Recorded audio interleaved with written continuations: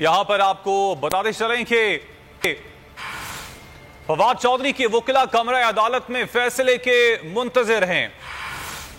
Update कर रहे हैं आपको फवाद चौधरी केस के हवाले से duty magistrate Naveed Khan chamber में फैसला लिखवा रहे हैं। अपडेट कर रहे हैं आपको फवाद चौधरी के वकीला कमरा अदालत में फैसले के मुंतजिर हैं। और आपको मजीद इस हवाले से बताएं कि जुडिशल मजिस्ट्रेट नवीद खान इस वक्त चैम्बर में फैसला लिखवा रहे हैं। अपडेट कर रहे हैं आपको फवाद चौधरी केस के हवाले से। और इस वक्त वकीला जो हैं वो इंतजार में हैं कि कब फैसला सुनाया जाता है।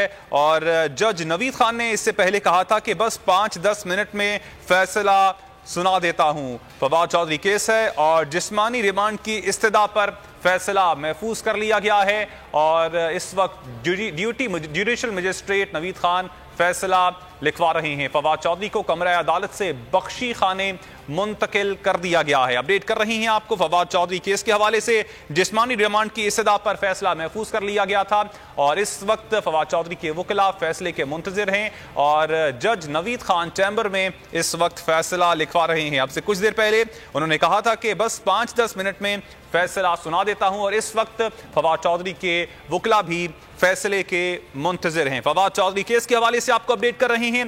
जिस्मानी रिमांड की इस्तदा पर फैसला महफूज कर लिया गया है और इस वक्त फवाद चौधरी के वकीला भी इस फैसले के मुंतजिर हैं। इस वक्त जज नवीद खान चैम्बर में फैसला लिखवा रहे हैं और फवाद चौधरी को बख्शी खान